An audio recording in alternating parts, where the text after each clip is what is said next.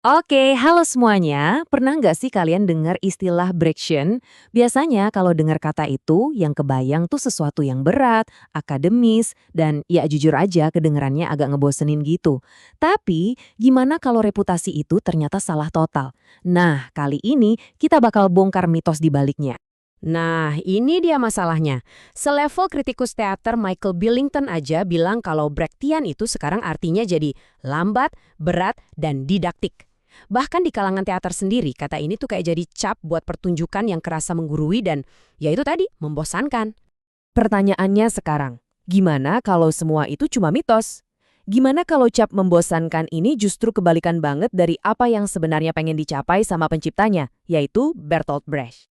Oke, kita mulai dari bagian pertama, mitos Brechtien.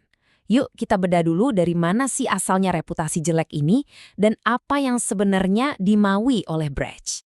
Nah, ini dia kuncinya. Brecht itu percaya kalau berpikir itu harusnya asik dan menyenangkan. Dia nggak mau penonton cuma duduk manis dan pasif. Dia justru pengen kita jadi peserta yang aktif. Buat dia, teater itu bukan ruang kelas tempat kita dengerin ceramah, tapi lebih kayak laboratorium buat mancing rasa penasaran kita. Lanjut ke bagian kedua, berpikir dalam kontradiksi. Nah, untuk benar-benar ngerti Brecht, kita harus masuk ke cara berpikirnya, yaitu dialektika. Tenang, istilahnya emang kedengaran rumit, tapi idenya tuh sebenarnya kuat dan relevan banget. Jadi gini, buat Brecht, yang pemikirannya Marxis, dunia ini tuh nggak pernah diam. Sejarah, masyarakat, bahkan diri kita sendiri, itu semua dibentuk oleh kekuatan-kekuatan yang saling bertentangan, saling berbenturan. Jadi perubahan itu bukan terjadi gitu aja. Perubahan itu lahir dari benturan ide dan kekuatan ini. Biar gampang, kita pakai contoh sejarah deh. Revolusi Prancis. Awalnya ada tatanan lama, yaitu kaum aristokrasi. Ini kita sebut tesis. Lalu muncul kekuatan baru yang nantang mereka, yaitu kelas menengah. Nah, ini antitesisnya. Ketika dua kekuatan ini berbenturan hebat, lahirlah sesuatu yang sama sekali baru. Revolusi, itulah yang disebut sintesis. Nah, ini poin yang paling penting. Teaternya Brecht itu bukan mimbar buat khotbah. Dia nggak nyuapin kita jawaban. Justru sebaliknya, dia menyajikan kontradiksi di atas panggung, terus dia ngundang kita, para penonton, untuk menganalisisnya. Untuk mikirin, gimana ya cara ngatasin kontradiksi kayak gini di dunia nyata? Bagian 3. Membuat yang akrab jadi asing.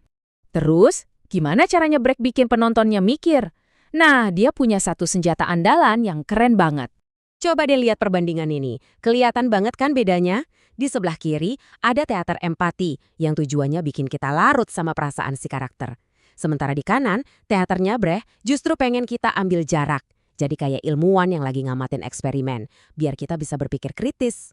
Contoh modern yang pas banget itu efek CSI.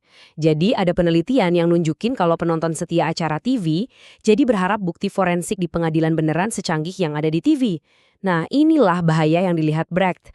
Kalau kita terlalu kebawa perasaan, batas antara fiksi dan kenyataan bisa jadi kabur. Dan ini ada konsekuensi benerannya di dunia nyata. Dan inilah senjata utama Brecht tadi. Verfremdung, atau kita sebut aja efek V. Coba bayangin kalian lihat sesuatu yang biasa banget, misalnya orang lagi minum kopi, tapi ditunjukin dengan cara yang aneh dan janggal. Tujuannya itu buat motong koneksi emosional kita sesaat, biar kita jadi bertanya, tunggu dulu, kenapa dia minumnya kayak gitu? Apa artinya tindakan ini di masyarakat? Oke, sekarang kita pindah dari teori ke panggung. Gimana caranya semua ini diterapin dalam praktek? Soalnya, Verfremdung itu bukan cuma konsep abstrak, tapi juga seperangkat alat yang praktis buat sutradara dan aktor.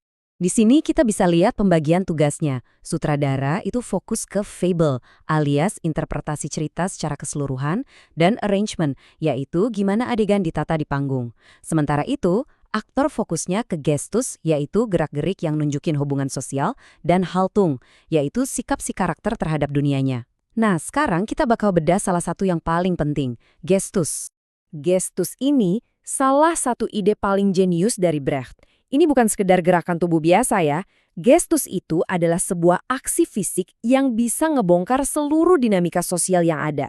Contohnya, cara seorang bos ngasih pulpen ke bawahannya, itu bisa jadi sebuah gestus yang nunjukin kekuasaan, bukan cuma sekedar tindakan ngasih barang.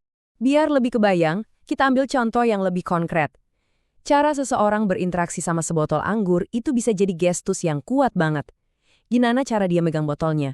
Apakah kayak barang mewah atau kayak minuman biasa aja? Setiap pilihan kecil itu ngungkapin banyak hal soal kelas sosial, latar belakang, dan sikap dia ke dunia. Jadi, ini benar-benar pergeseran besar dari akting yang biasa kita lihat. Aktor Brechtian itu tugasnya bukan menjadi si karakter, tapi menunjukkan si karakter. Coba bayangin mereka kayak saksi ahli di pengadilan yang lagi nunjukin sebuah kejadian ke para juri, yaitu kita, penontonnya, supaya kita bisa menganalisisnya. Lanjut ke bagian terakhir, kenapa Brecht masih relevan? Oke, setelah kita ngomongin semua teori teater ini, pertanyaan terbesarnya adalah, terus kenapa? Kenapa kita harus peduli sama pemikiran dramawan Jerman dari seabad yang lalu buat kita hari ini? Nah, ini dia alasan utamanya. Kalau kita ngelihat karakter di panggung itu bukan sebagai takdir atau sifat manusia yang nggak bisa diubah, tapi sebagai produk dari kondisi sosial yang bisa diubah, maka itu artinya radikal banget. Masyarakat kita dan bahkan diri kita sendiri itu juga bisa diubah. Teater Brecht adalah teater yang penuh harapan akan kemungkinan perubahan. Jadi, ini oleh-oleh dari pembahasan kita hari ini. Lain kali kalian nonton film, nonton serial, atau pertunjukan, coba deh tanya ke diri sendiri. Tontonan ini minta saya buat merasa atau justru ngundang saya buat berpikir? Apakah saya cuma tenggelam dalam ceritanya atau saya justru dikasih jarak buat mempertanyakannya? Pertanyaan sederhana itu adalah inti dari warisan Brecht yang luar biasa dan abadi.